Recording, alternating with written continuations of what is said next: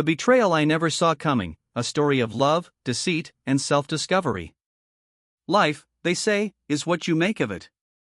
For me, it felt like I had crafted a perfect version. On the surface, everything was flawless, my job was steady, my marriage was strong, and Emily, my wife of 6 years, was my everything. I had the career, the house, and the woman I loved. We had plans for the future, the kind that made people look at us and envy our seemingly perfect life. I was a project manager at a tech firm, building my career, while Emily was a marketing director for a renowned design company. Our paths had crossed in college, and from the moment we met, I knew she was the one. She had that kind of warmth that made you feel safe, understood. We shared dreams, laughter, even the mundane moments that made life feel full. We didn't have children yet, but we'd talked about it. One day, soon, we'd build a family. But over the past few months, things began to shift in subtle ways. It started with the little things, small, insignificant details that I told myself didn't matter. Emily, the woman who used to always want to chat about our days, became distant. When I asked her about work, the conversations felt forced. Instead of sharing stories or little details about her projects, she gave one-word answers or changed the subject. It wasn't like her at all. And I noticed. But I dismissed it as stress or fatigue. Then there were the late nights. Emily's work commitments became a constant. She'd leave for meetings that never seemed to end, or she'd spend hours finishing urgent projects. I wasn't blind, I knew that her company had its busy seasons, but this was different. She'd work late, often not getting home until 9 or 10 at night. And when she came home, there was always a certain air about her, a kind of preoccupation, like her mind wasn't fully there. I started to feel like I was on the outside looking in on a life I thought I knew intimately. Emily and I had built this life together, yet slowly, I was becoming a stranger to her. But I brushed it off. I told myself I was being paranoid. She was just busy, and I had to give her space. I had to trust that everything was fine, even when the nagging feeling in the back of my mind grew louder. Maybe I was just overthinking. And then, there were the quiet moments, the ones that felt heavy with unspoken words. At dinner, Emily would be lost in her phone, answering emails or scrolling through social media. I would reach out to her, asking about her day, and she'd smile, but it wasn't the smile I knew. It was the smile you give someone when you're trying to convince them that everything's okay, when in reality, nothing is. I hated feeling this way. It made me question myself, my worth, and my place in her life. It felt like I was losing her, but I didn't know how or why. I wanted to fix it, but I didn't even know where to begin. Little did I know, the perfect life I thought I was living was about to shatter. But at this point, I had no idea how close the truth was or how devastating it would be when I finally uncovered it. The changes were subtle at first, almost imperceptible, like cracks in a porcelain vase that only grew larger the more I ignored them. But the longer I watched, the more I realized that something had shifted between Emily and me. It wasn't just the late nights. It wasn't just the distracted dinners. There was a tension between us that I couldn't put my finger on. It was like we were two strangers occupying the same space, living out the motions of a relationship that once felt effortless but now seemed like a chore. I tried to convince myself it was just stress. We'd been working hard, me with the projects I managed, and Emily with her role at the design company.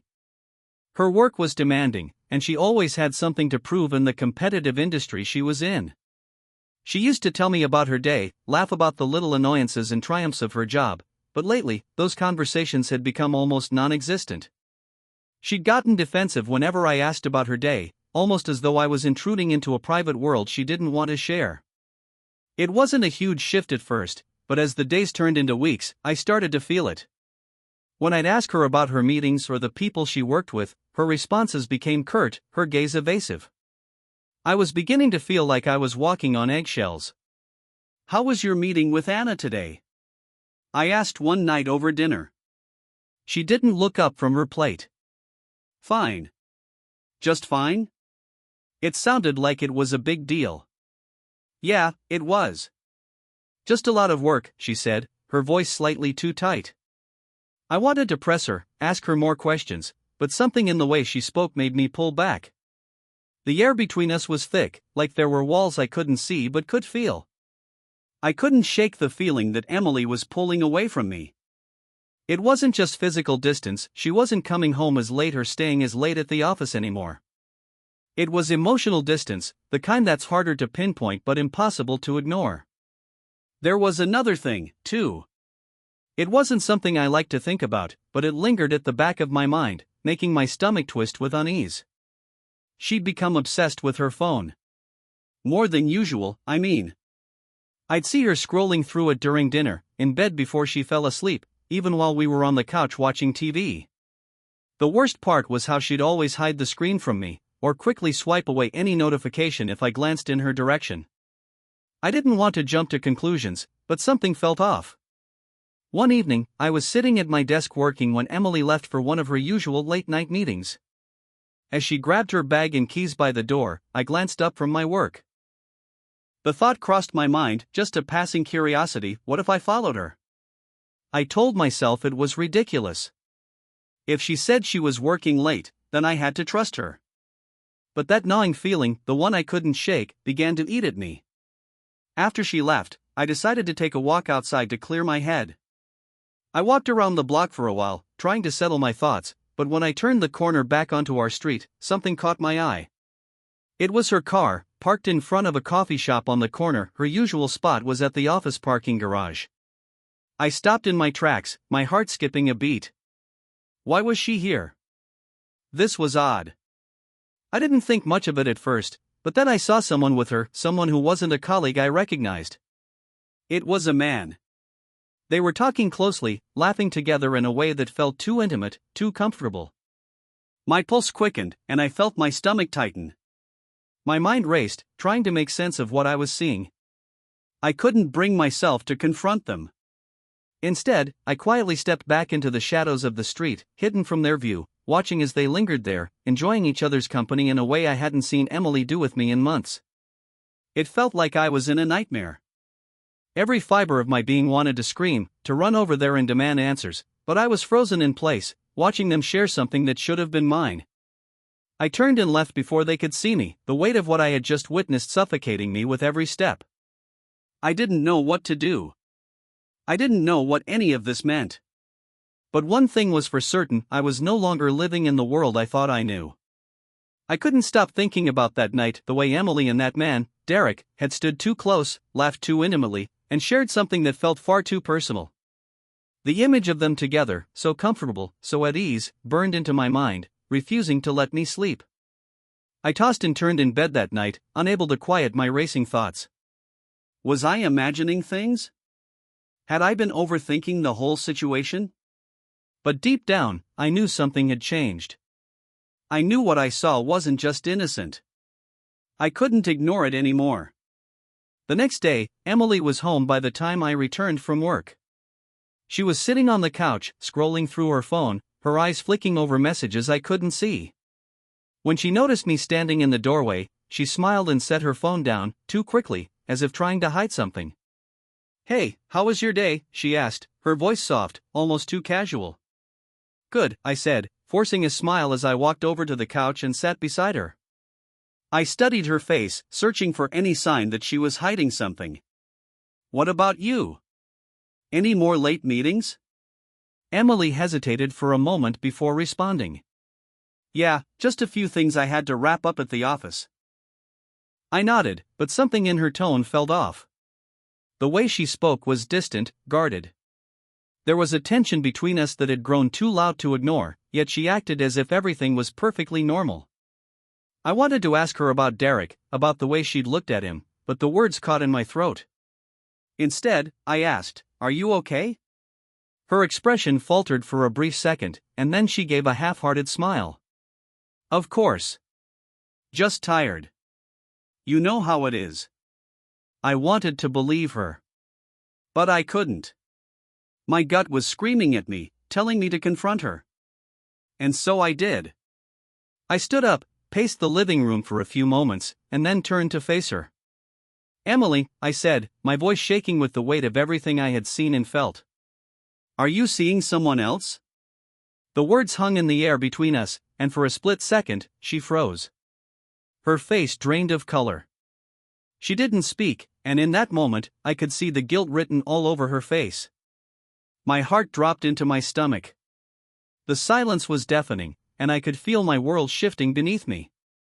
I don't know what you mean, she said finally, her voice barely above a whisper. Don't lie to me, I said, my voice hardening. I saw you with Derek last night. Outside the office. You too, I stopped myself before I could say more, before the full weight of my anger consumed me. You two were together, Emily. It looked like more than just work. Her eyes filled with tears, but instead of an apology, she simply dropped her gaze to the floor. I'm sorry, Donald. I never meant for you to find out this way. Her voice cracked. But it's true. The words hit me like a punch to the chest. Everything I had been trying to avoid, everything I had been pretending wasn't happening, was right there in front of me. She admitted it. She was having an affair with Derek. I don't know when it started, Emily continued, her voice trembling. It just happened. At first, it was nothing, just talking, connecting over work, but then it became more.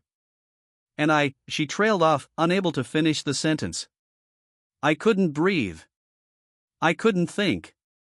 Everything I thought I knew about our marriage, everything I believed in, was collapsing in front of me. I had trusted her more than anyone, and she had betrayed me in the worst possible way. How long? I forced out. How long has this been going on? Months, she whispered. I'm so sorry, Donald. It wasn't supposed to go this far. I never meant to hurt you.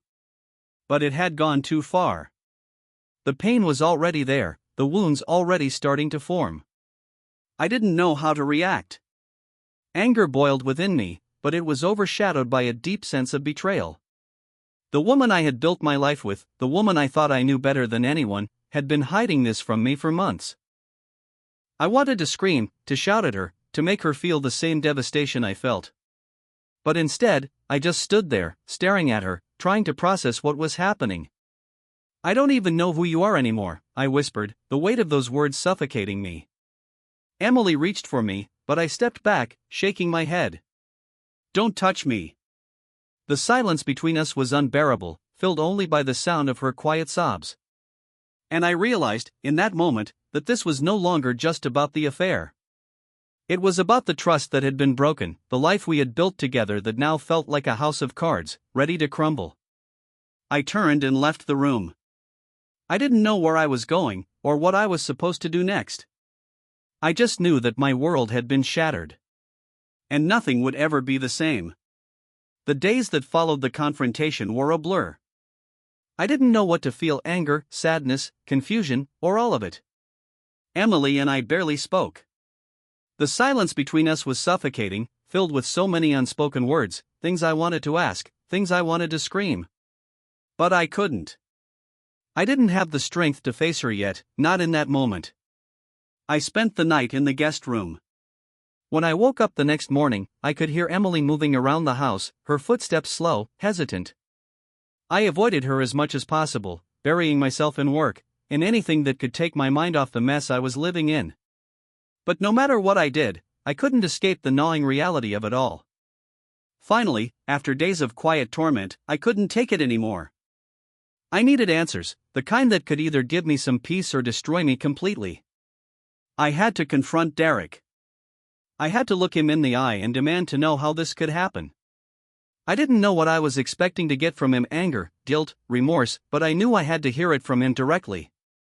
I tracked down Derek's office address. My hands were shaking as I drove there. Every part of me wanted to turn back, but I knew I couldn't. When I reached his building, I took a deep breath before stepping out of the car. My pulse was racing, my mind spinning with the words I had rehearsed 1,000 times.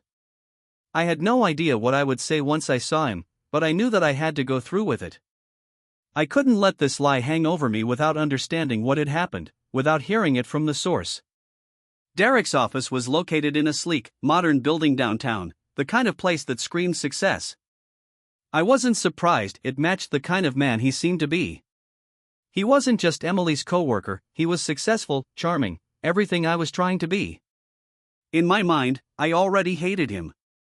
I stepped into the building and made my way to his floor. When I reached his office, I didn't knock. I just opened the door. Derek was sitting behind his desk, looking up in surprise. He didn't expect me. I could see the flash of recognition in his eyes, followed by a flicker of guilt. "Donald," he said, standing up awkwardly. "What are you doing here?" I walked toward him, my voice low and controlled, though the rage inside me threatened to take over. "We need to talk." Derek's face tightened, and for a moment, I could see him struggle with how to respond. "Look, man, I didn't." "Don't," I interrupted, the anger rising in my chest. "Don't act like you didn't know what you were doing. You knew exactly what this was. You knew she was married." I know, and I'm sorry," Derek said, his voice faltering slightly. "It wasn't supposed to happen like this. I never meant to hurt you, Donald." I took a step closer, my fists clenching at my sides. "You think that's enough? You think sorry is going to fix this? My wife is in love with you.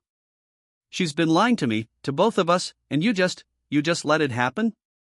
"I never meant for it to go this far," Derek said, his voice trembling slightly now. "At first, it was just talking. I didn't think anything of it. And then, one thing led to another. But I never wanted to hurt you. Then why didn't you stop?" I snapped. "Why didn't you walk away when you knew it was wrong?"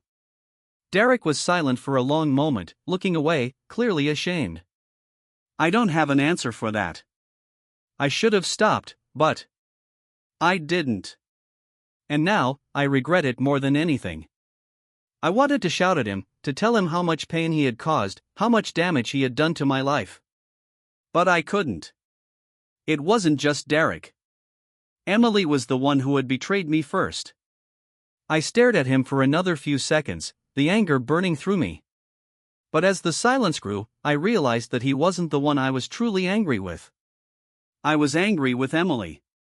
She was the one who made the choice to step into his arms. She was the one who chose to lie to me, to keep secrets. Derek was just the man she chose to do it with. With one last look at Derek, I turned and left his office. My chest felt tight, like there was no air left in the room. I wanted answers, but I was no closer to understanding how this could happen. I didn't know what to do with all this pain. I didn't know if I could ever forgive her or him. The only thing I knew was that nothing would ever be the same again. The days that followed the confrontation with Derek were like walking through a fog. My mind was a constant swirl of confusion, anger, and disbelief. Nothing made sense anymore. Emily's betrayal echoed in every corner of my life, every routine, every quiet moment. It felt like the very ground beneath me had shifted, leaving me stumbling to find solid footing. Emily tried to talk to me. She came to me every day, looking for any crack in the door where she could squeeze through to offer her apologies, her explanations. But each time, I just turned away. Her words were hollow now, a soundtrack to the pain she had caused. I didn't want to hear it. I didn't want the easy explanations or the justifications. I didn't want any more apologies. What I wanted, what I needed, was space. The truth was, I didn't know what I needed. I didn't know how to fix this, or if it could even be fixed. One evening, after a particularly tense day at work, I found myself standing in the kitchen, staring at the coffee machine, lost in thought. The silence in the house felt heavier than ever. Emily had tried again that afternoon, telling me she wanted to fix things, that she was willing to do whatever it took. But I couldn't bring myself to listen. How could I trust her again? How could I ever look at her the same way when she had shattered everything we'd built? As I poured myself a cup of coffee, the sound of footsteps behind me broke the silence. Emily. I didn't turn around at first. I could feel her standing there, her presence looming like a shadow. The air between us was thick, pregnant with words that neither of us were ready to speak.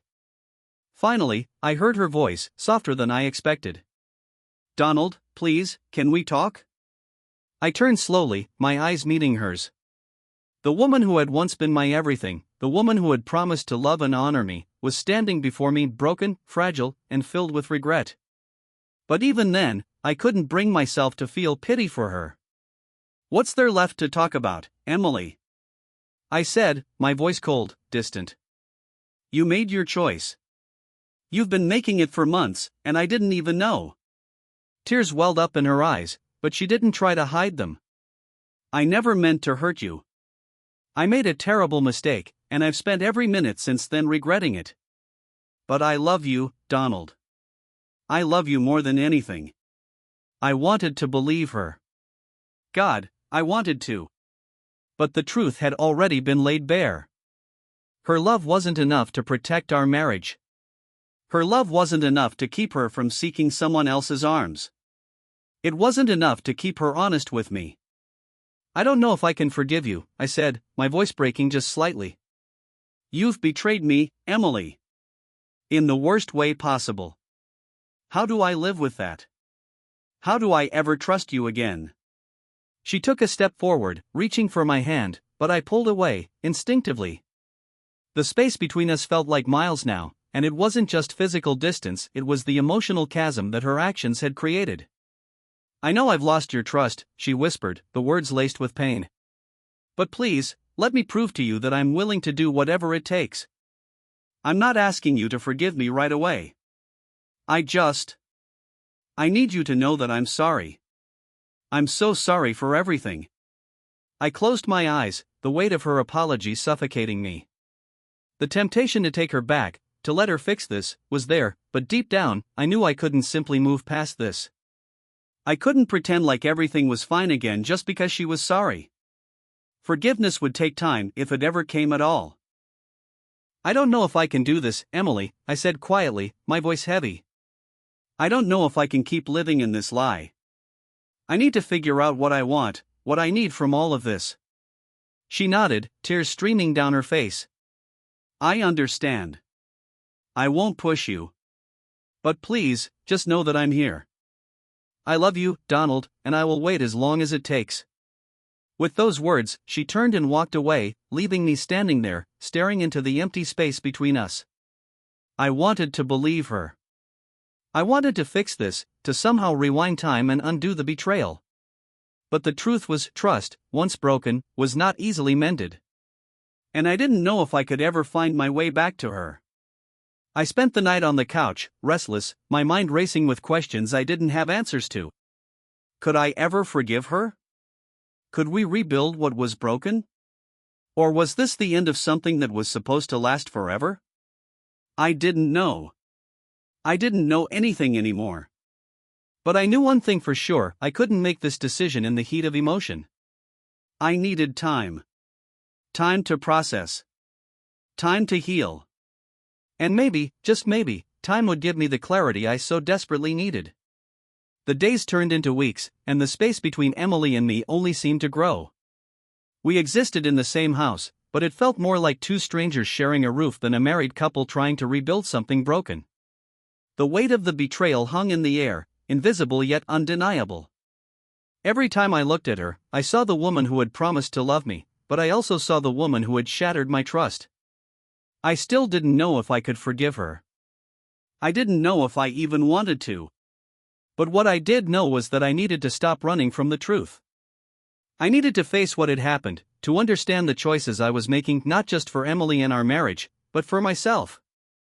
I had spent so many days lost in my thoughts, replaying the past over and over again, trying to make sense of the pain, but the answers were elusive. I couldn't keep living in limbo. The anger, the hurt, it was exhausting. It wasn't just about Emily anymore. It was about me, about how I had allowed myself to become so tangled in someone else's mistakes. It was time to take back control of my own life. One afternoon, I decided to take a walk. The air was crisp, the sun low in the sky, casting long shadows over the empty streets. I needed space. I needed to think without the suffocating presence of everything that had gone wrong in the last few weeks. As I walked, I let my mind wander, not to Emily, not to the affair, but to me. Who was I without the woman I had married? What did I want for my future? When I returned home, I knew what I had to do. Emily was sitting at the kitchen table, her head buried in a book, as if trying to escape the tension that filled the room. She looked up as I walked in, her eyes searching mine, looking for any sign of what I was thinking. "I've been thinking," I said, my voice steady but soft. "About everything. About us."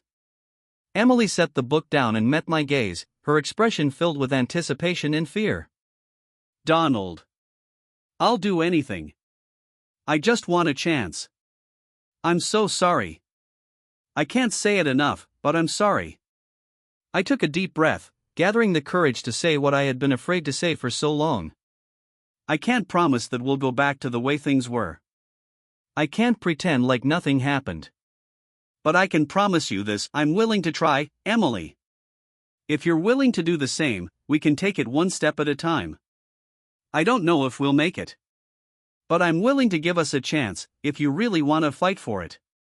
Her eyes welled with tears again, but this time, there was a faint glimmer of hope behind them. "I'll fight for us, Donald. I'll do whatever it takes." For the first time in weeks, I felt something shift inside me.